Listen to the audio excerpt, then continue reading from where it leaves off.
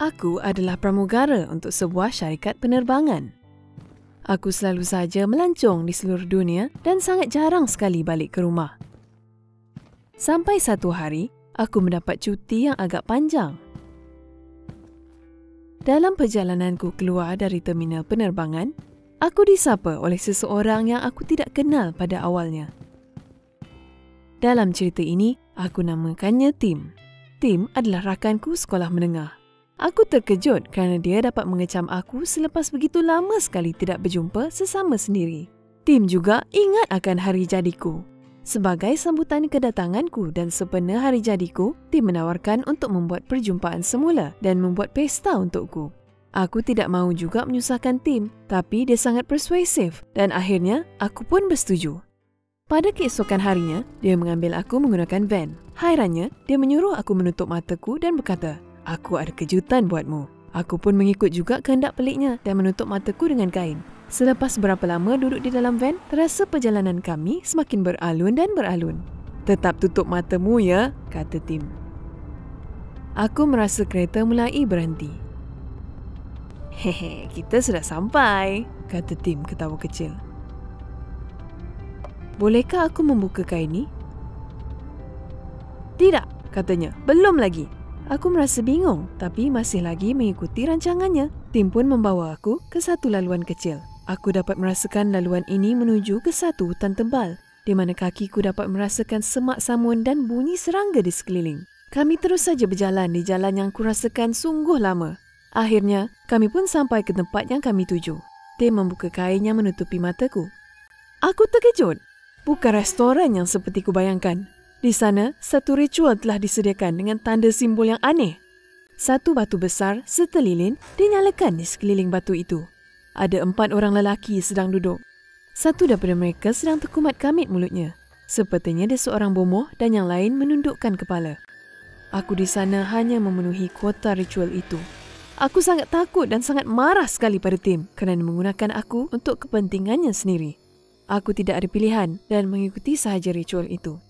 Kami duduk di tanah dan di hadapan kami ada sebiji mangkuk disediakan. Aku melihat ada satu bulatan besar yang mana digariskan dengan garam. Aku tidak berani untuk bertanya tapi aku pasti akan mengetahui akhirnya. "Tidak kira apa yang berlaku, aku harap kamu tetap berada di dalam bulatan ini," tegas bomoh itu dengan suara mengerunkan. "Jika kamu tidak mendengar arahanku, kamu akan mati," dengan nada suara yang menekan. "Dia tidak akan memberikan kamu apa-apa. Dan semua ini akan jadi sia-sia." Siapa dia? Fikiranku.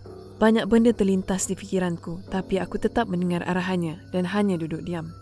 Bila saja ritual dimulakan, kami semua duduk dengan senyap. Kami dapat merasakan angin bertiup ke arah kami dan angin pun berubah kepada bunyi-bunyi hutan yang mendayu.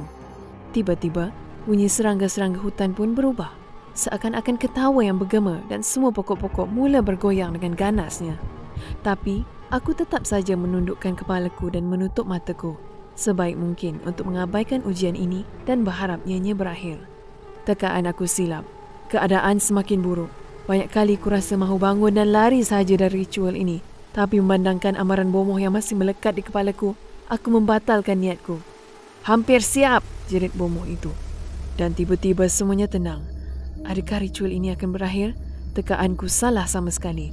Timbul sosok makhluk syaitan mencakar naik keluar dari tanah. Makhluk syaitan yang hodoh itu muncul, menyerupai seakan-akan rangka manusia dengan rambut dan kuku yang panjang dan mempunyai mata gelap dan kosong.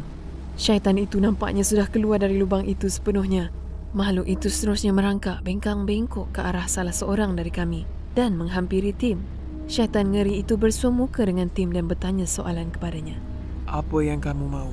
Dengan nada suara syaitannya. "Aku ingin menjadi kaya dari memenangi loteri esok," Tim menjawab.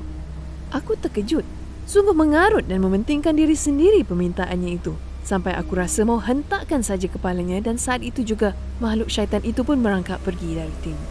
Syaitan itu bertanya soalan yang sama pada orang lain. Sementara syaitan itu merangkak pergi meninggalkan Tim, timbul tiket loteri di mangkuknya. Dan saat itu, aku sudah tahu apa gunanya mangkuk itu. Permintaan dari yang lain seperti mahukan lebih banyak wang, kedudukan jawatannya tinggi dan ada yang lagi jahat seperti mahukan kematian pesaing perniagaannya. Akhirnya giliran aku. Jantungku berdegup sangat laju dan aku merasakan yang syaitan itu bergerak perlahan ke arahku. Makhluk itu bertanya padaku soalan yang sama. Apa yang kau mahu?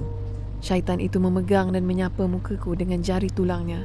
Aku pun terus menangis semahuku dan terus berfikir, mungkin ini adalah malam terakhirku. Aku dapat menghidu dan merasakan kehangatan nafas syaitan itu. Aku tidak mahu apa-apa, jawabku menggeletar. Dan syaitan itu pun perlahan-lahan berundur dari tempatku di mana aku terkaku dalam ketakutan. Dan saat itulah aku tahu ritual itu sudah berakhir. Di dalam perjalanan pulang, aku tidak bercakap dengan Tim. Selepas sampai di rumahku, aku tidak mahu lagi berjumpa dengan Tim selepas pengalaman yang menakutkan yang telah diberikan padaku. Permintaan orang yang hadir malam itu sama ada ditunaikan atau tidak, satu yang pasti. Syaitan itu benar dan ianya ada di luar sana. Dan aku beri amaran kepada semua untuk selalu berhati-hati agar tidak jatuh terperangkap di dalam muslihat seperti yang aku hadapi ini.